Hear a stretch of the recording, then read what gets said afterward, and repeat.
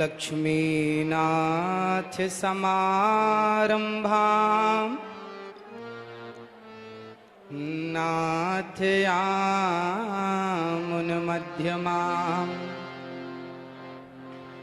अस्मदाचार्यपर्यन्तां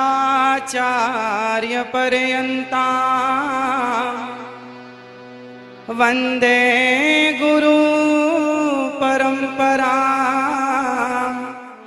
वन्दे गुरु परम्परां। जय जय श्री राधा रमण, जय जय नवल किशोर, जय गोपी चित चोर प्रभु, जय जय माखन चोर, जय जय माखन चोर। राधा मेरी मात है, पिता मेरे घनश्याम, इन दोनों के चरणों में मेरा कोटि कोटि प्रणाम, मेरा कोटि कोटि प्रणाम। आग लगी आकाश में, बरस रहे अंगार, संत न होते जगत में तो जल जाता संसार, तो जल जाता संसार। बोलिए श्री बागेश्वर वाला जी सरकार की, संत समाज की जय। स्वामी जी के द्वारा सुंदर कार्यों की, हिंदू राष्ट्र की, भारत माता की जय। जय श्री राधे, जय जय श्री राधे। उपस्थित सभी भक्तजनों को जय श्रीमन्नारायण, जय श्री कृष्णा। सभी माताओं बहनों बेटियों को, पिता तुल्य बुजुर्गों को, सबको जय श्रीमन्नारायण। पूज्य मलुक पीठ वाले महाराज जी, जिनके चरणों की धूल ये दास बनने की कोशिश कर रहा है, ऐसे पूज्य स्वामी जी भगवत तुल्य पूज्य स्वामी जी के श्री चरणों में और पूज्य संत श्री आप सभी विद्वानों के, गुरुजनों के और संतों के श्री चरणों में बारंबार नमन। पूज्य स्वामी श्री धीरेन्द्र कृष्ण शास्त्री जी महाराज जी के श्री चरणों में आपके दर्शन से ही पूज्य बालाजी सरकार का दर्शन अनुभव हो रहा है। आपके चरणों की धूल ये दास अनिरुद्ध अपने माथे पर सजाता हुआ अपने आप को कृतार्थ समझ रहा है। आपने इस दास को यहाँ बुलाकर, जैसे सुदामा को भगवान श्री कृष्ण ने गले से लगाकर सुदामा का मान बढ़ा दिया, ऐसे स्वामी जी ने दास को याद करके दास का मान बढ़ा दिया। आपके चरणों में बारंबार नमन, बारंबार नमन। पूज्य सरकार बालाजी सरकार के, पूज्य श्री बागेश्वर बालाजी सरकार के द्वारा, पूज्य स्वामी जी के द्वारा यहाँ जितने भी कार्य हो रहे हैं, चाहे बेटियों का विवाह हो, चाहे हिंदू राष्ट्र की चर्चा हो, चाहे देश को बागेश्वर बालाजी सरकार का चमत्कार दिखा करके और जन जन के हृदयों में एक भक्ति की चेतना को स्थापित करना, या फिर पूज्य बागेश्वर बालाजी सरकार की कृपा से सबका दुख दर्द हरना, ये जो भी आप कर रहे हैं, इससे समाज में एक नई जागरूकता आ रही है। समाज इन शक्तियों को, सोई और खोई हुई शक्तियों को पहचानने लगा कि हमारी शक्ति कितनी विशाल है, और सनातन की संस्कृति की जो हमारी शक्तियां हैं। हनुमान जी जब लंका गए तो हनुमान जी से पूछा राम जी ने कि आप लंका चले गए, तो हनुमान जी ने कहा प्रभु मुद्रिका मेल मुख माही, हे प्रभु, ये मेरा कोई बल नहीं है, आपके नाम की जो मुद्रिका मेरे मुख में थी तो जलद ही लांग गए अचरज नाही। यदि भगवत कृपा से हनुमान जी छलांग लगा के सेतु को, समुद्र को पार कर सकते हैं, तो उन्हीं हनुमान जी की कृपा से पूज्य स्वामी जी यदि समाज को जोड़ रहे हैं, हिंदू राष्ट्र का सपना देख रहे हैं, तो ये भगवत कृपा ही है और ये संभव है। आप देखिए, हिंदू क्या है, हिंदू किसे कहते हैं? आज विदेशी आते हैं, आकर हिंदू बन जाते हैं और राम नाम की जपते माला भक्ति में रम जाते हैं। धरा ये जिस पर घूम रही, हम उसी केंद्र के बिंदु हैं। गर्व से कहो हम हिंदू हैं, हम हिंदू हैं, हम हिंदू। सनातन धर्म क्या है? सनातन संस्कृति किसे कहते हैं? आज समझने की बात है। जब हमसे कोई पूछता है कि आप कितने भाई हैं, तो हम कहते हैं हम 2 भाई हैं, हम 3 भाई हैं, हम 4 भाई हैं, हम 5 भाई, या हम सिंगल हैं। हम ऐसा परिचय देते हैं। यदि आप कितने लोग चाहते हैं कि हिंदू राष्ट्र बनना जरूरी है, चाहते हैं, तो आज से अपना परिचय बदलिए और कोई आपसे पूछे आप कितने भाई हैं, तो ये मत कहो कि हम 1 2 3 4 5 भाई हैं, ये कहो हम टोटल 4 भाई हैं। और 4 कौन कौन? ब्राह्मण, क्षत्रिय, वैश्य और शूद्र। हम चारों जब संगठित होंगे तब हिंदू राष्ट्र बन सकेगा। यदि हम संगठित नहीं हुए तो केवल सपने ही रह जाएंगे। इसलिए आज से हम कितने भाई हैं? कौन कौन? ब्राह्मण, क्षत्रिय, वैश्य, शूद्र। ये चारों मिलकर जहां सुमति तहां संपत्ति नाना, जहां कुमति तहां विपत्ति निदाना। जहां संगठन होता है ना, वहीं विजय होती है। जहां एकता है वहां सब कुछ है। संसार की हर खुशी वहां है जहां एकता है। यदि हम बिखर गए, मुगलों ने, अंग्रेजों ने क्या किया? हम हिंदुओं को, हम सनातनियों को लड़ाया, आपस में लड़ाया। फूट डालो शासन करो किसका नारा था? तो आपस में लड़ाया उन्होंने, हम लड़ते चले गए और लड़ने का परिणाम ये हुआ कि हमारे देश के टुकड़े टुकड़े हो गए। केवल लड़ाई का परिणाम है ये। यदि हम संगठित रहते तो क्या मजाल किसी की कि हमारी तरफ कोई आंख उठाकर देख लेता। हमारे सनातन धर्म में चाहे ब्राह्मण हो, क्षत्रिय हो, वैश्य हो, शूद्र हो, आप बताइए, आज जिस छुआछूत, ऊंच नीच की बात की जाती है, बताइए क्या हमारे सनातन धर्म में, क्या हमारे हिंदू धर्म में, क्या हमारे वेद पुराणों, ऋषि मुनियों के द्वारा क्या छुआछूत की भावना कभी थी? यदि छुआछूत होता तो भगवान राम निषाद राज्य को गले ना लगाते। यदि छुआछूत होता तो भगवान राम माता शबरी के बेर ना खाते। इसका मतलब है भगवान और भक्त।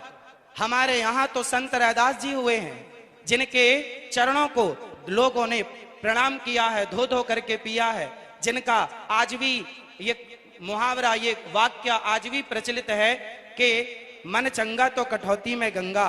ऐसे महापुरुषों को हमने अपने हृदय में बिठाकर उनको पूजा है। यदि हमारे यहाँ जातवाद होता, ऊंच नीच होती, तो हम कभी भी ऐसे लोगों को इस रूप में स्वीकार ना करते। इसका मतलब हमारे देश में जातवाद था ही नहीं। ये जातवाद का जहर घोलकर सिर्फ सनातनियों को आपस में लड़ाने का षड्यंत्र किया गया, और जिस षड्यंत्र की चपेट में हम सभी भारतीय आ गए।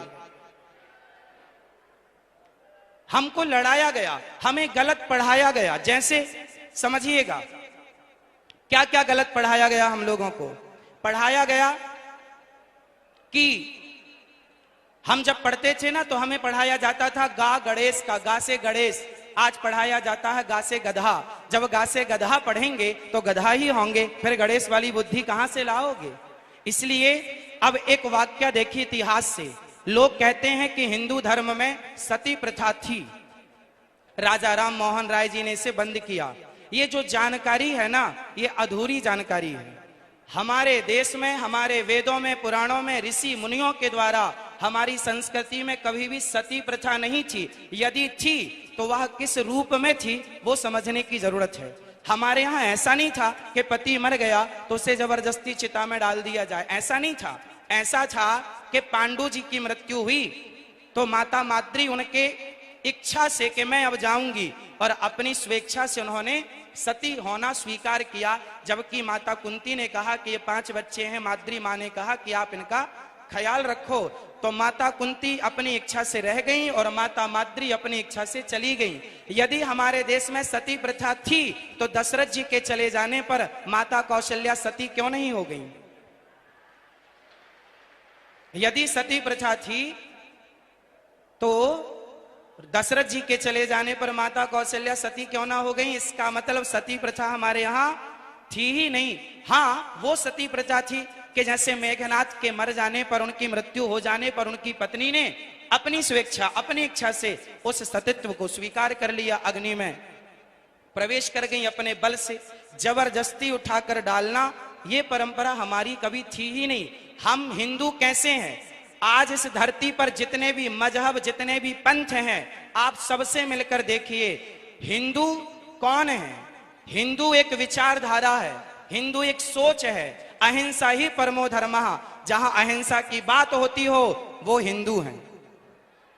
जो पूरी दुनिया में घूम कर देखिएगा, कोई धर्म के नाम पर जीव हत्या कर रहा है, बकरे काट रहा है, कोई धर्म के नाम पर सुअर काट रहा है, कोई कुछ खा रहा है, कोई कुछ खा रहा है। पर हमारे सनातन धर्म में बकरा बकरी खाने से त्योहार नहीं होता। हमारे यहां तो 56 भोग लगते हैं ठाकुर जी को। ये संस्कृति हमारी है।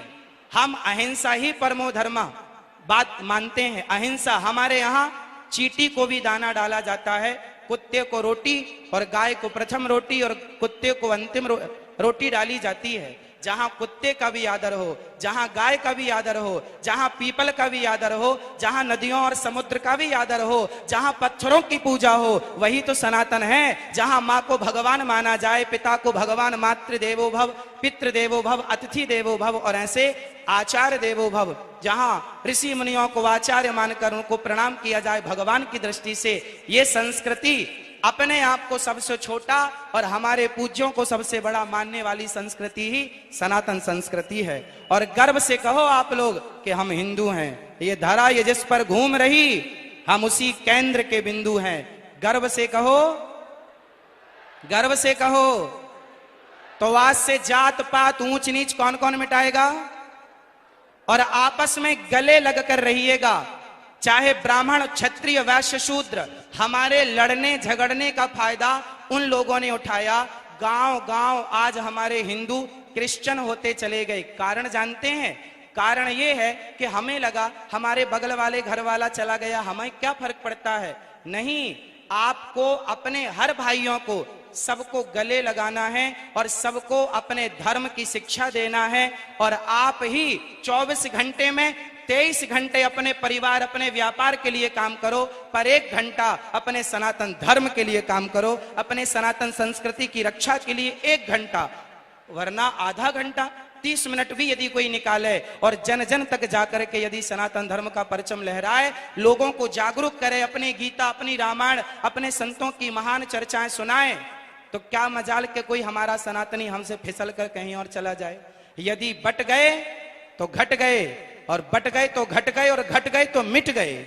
यदि मिटने से बचना है तो संगठन जरूरी है, संगठित संगठन होना जरूरी है। और संगठन तब संभव है जब हम ये भूल जाएंगे कि हम ब्राह्मण हैं। संगठन तब संभव है जब हम भूल जाएंगे कि हम क्षत्रिय हैं। संगठन तब संभव है जब हम भूल जाएंगे कि हम वैश्य हैं। और संगठन तब संभव है जब हम भूल जाएंगे कि शूद्र है। सब एक सुर में कहें, हम ब्राह्मण नहीं, क्षत्रिय नहीं, वैश्य नहीं, शूद्र नहीं, हम हिंदू हैं, हम राम के हैं, हम कृष्ण के हैं। बस एक ही पहचान, एक ही बात कहनी है, हम सनातनी हैं और हम भगवान राम के चरणों की धूल हैं, श्री हनुमान जी के चरणों के दास हैं। तो आप और हम मिलकर स्वामी जी के साथ पीछे पीछे चलें, स्वामी जी का सपना साकार करने में। जैसे हमारे देश के प्रधानमंत्री जी ने जब झाड़ू उठाई तो घर घर के लोगों ने झाड़ू उठाकर देश को स्वच्छ किया। आज भी फिर से अपने विवेक की झाड़ू उठाने की जरूरत है और संगठन की झाड़ू उठाकर लगा डालो और पूरे देश को एक सूत्र में, प्रेम के सूत्र में बांध डालो। और जिस दिन ये बंध गया तो हम केवल सपना ना देखें, उसे साकार करने के लिए हमें पसीना बहाना पड़ेगा। चाणक्य ने चंद्रगुप्त मौर्य का हाथ देखा। चंद्रगुप्त मौर्य ने कहा, बताओ मेरे हस्तरेखा क्या कह रही है। पूज्य चाणक्य ने कहा कि तेरे हस्त रेखा पर, तेरे हाथ पर लकीर कह रही है कि तू सम्राट बनेगा। बहुत प्रसन्न होकर उछलने लगा। चंद्रगुप्त मौर्य जब उछलने लगे तो चाणक्य ने कहा, बेटा इसके आगे भी एक रेखा है, वो कुछ और कह रही है। यदि उसे नहीं सुना तो तेरा यह सपना, तेरा यह उछलना यहीं रह जाएगा। गुरुजी क्या रेखा है आगे की? तब चाणक्य ने कहा कि बेटा यदि तुझे सम्राट बनना है तो सिर का पसीना पांव तक पहुंचे, इतनी मेहनत करनी पड़ेगी, इतना प्रयास करना पड़ेगा। आपको धर्म के सत्य के रास्ते से किसी भी हाल में डिगना नहीं होगा, और जो धर्म के सत्य के रास्ते पर चलता है उसी का लोक परलोक संवरता है। यदि हम संगठन रखें, हम संगठित हो जाएं और सपना देख रहे हैं तो पूज्य महाराज जी के साथ साथ चलने का कितने लोग महाराज जी के साथ हैं?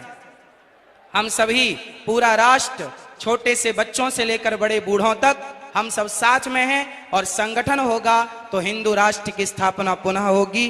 गाय को फिर अधिकार मिलेगा जो अधिकार भगवान श्री कृष्ण ने दिया है।